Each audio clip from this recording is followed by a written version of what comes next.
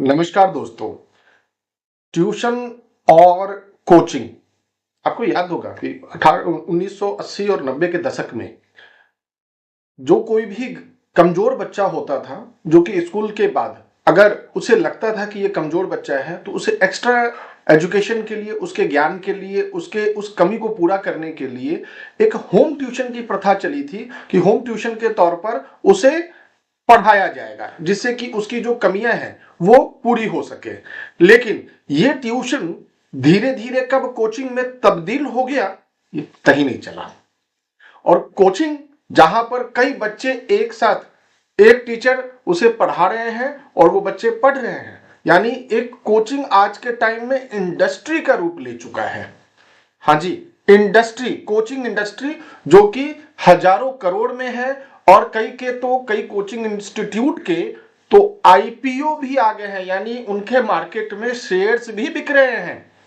अब आप ये सोचिए कि जब कोई भी एजुकेशन, जब इंडस्ट्री बन जाए तो उसकी क्या स्थिति होगी। क्या यहां पर डर का माहौल नहीं बनाया गया है? पहले तो ट्यूशन स्टार्ट ही हुआ था कि कमजोर बच्चों को पढ़ाया जाएगा, लेकिन क्या आज के भारत में, आज के टाइम में सारे बच्चे कमजोर हैं? कोई भी तेज बच्चा नहीं है क्या? नहीं, ऐसा नहीं है। हुआ क्या कि समाज ने अपने आप को कमजोर बनाते चला गया और समाज को यह लगा कि मेरा बच्चा कहीं पीछे ना हो जाए।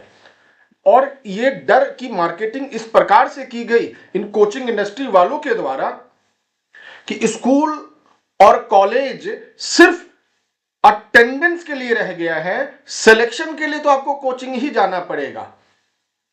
कारण, क्योंकि स्कूल और कॉलेज में वो जो टीचर्स हैं या जो प्रोफेसर हैं, उनका जो क्वालिटी है बहुत अच्छा है, मैं कमी नहीं निकाल रहा हूं, लेकिन उनको अपग्रेड होने की जरूरत है।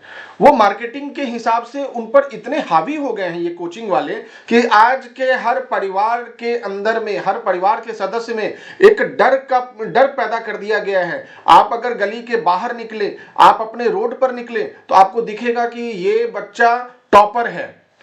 एक बच्चा अगर टॉपर अगर दिख रहा है तो आपको उसमें अपने बच्चे का चेहरा दिख रहा है। आपको लग रहा है कि मेरा बच्चा भी अगर इस कोचिंग सेंटर में पढ़ेगा तो मेरा बच्चा भी टॉपर बन जाएगा। अरे भाई साहब, ये डर और मार्केटिंग का स्ट्रेटजी है, जिसके कारण आज आप ये देखिए कि आपका बच्चा सिर्फ एक भेड़ चाल में दौड़ रहा है। और ये एक इंडस्ट्री ऐसा है, आप जाकर देखिए कोटा में, आप देखिए दिल्ली के कई ऐसे जगह हैं जहां पर ये इंडस्ट्री बहुत ही तरीके से फल फूल रहा है।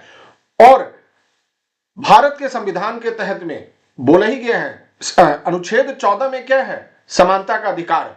तो आप मुझे एक बात बताएं कि जी, जो ये कोचिंग सेंटर वाले हैं, ये फ्री में पढ़ा रहे हैं क्या? क्या इनके फीस नहीं है? समाज सेवा कर रहे हैं? नहीं, ये इंडस्ट्री चला रहे हैं और इंडस्ट्री चलाने के लिए पैसे चाहिए।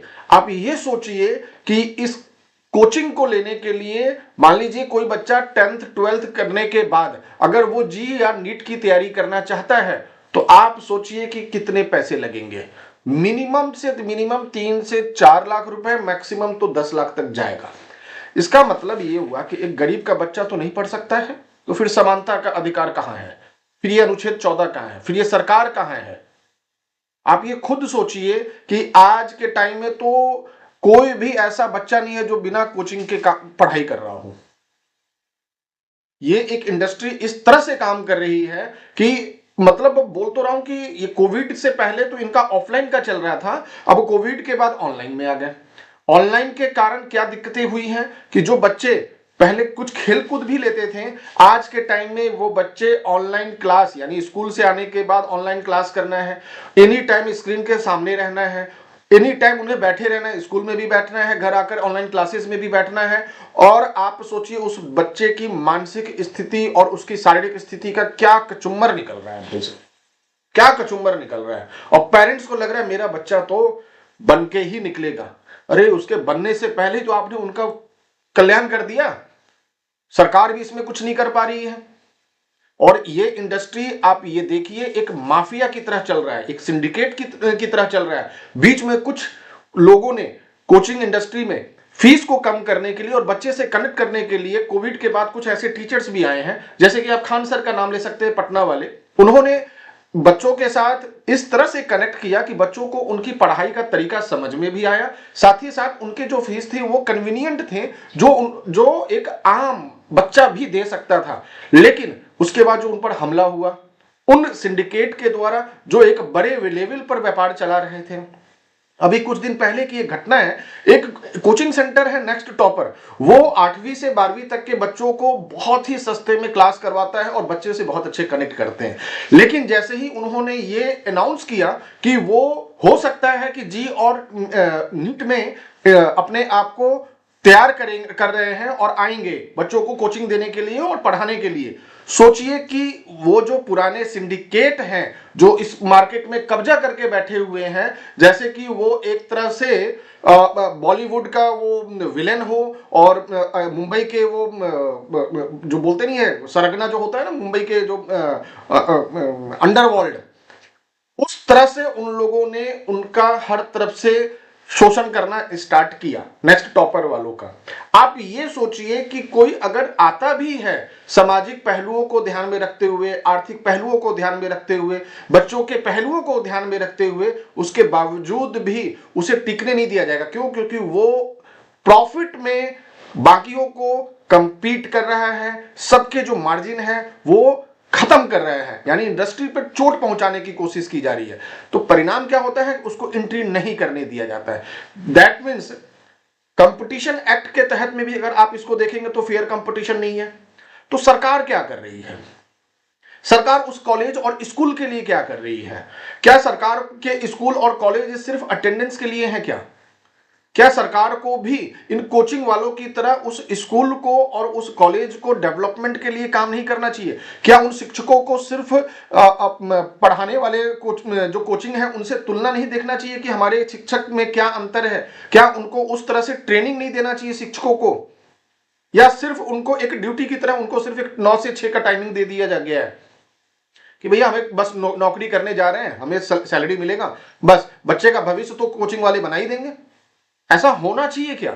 सरकार को भी कदम लेना चाहिए। आज के टाइम में आप ये देखिए कि सरकारी स्कूल की तुलना में प्राइवेट स्कूल का जिस तरह से बोलबाला बढ़ा है, और इसका भी एक सिंडिकेट चला है। आप ये देखेंगे प्राइवेट स्कूल के अंदर में कोई भी टीचर अगर देखे तो बहुत ही कम स्कूल आपको ऐसा मिलेगा जिनके टीचर की क्वालिटी टीचर की है, आपको नहीं मिलेंगे। हो सकता है कि वो 12वीं पास आपके बच्चों को पढ़ा रहा हो सकता है कि वो आर्ट्स का स्टूडेंट आपके साइंस के बच्चों को क्लास ले रहा है, कोई ठीक नहीं है, क्योंकि उसका पैरामीटर है ही नहीं, उनके ज्वाइनिंग के कोई पैरामीटर्स ही नहीं है। तो आपका बच्चा कहां से सीखेगा?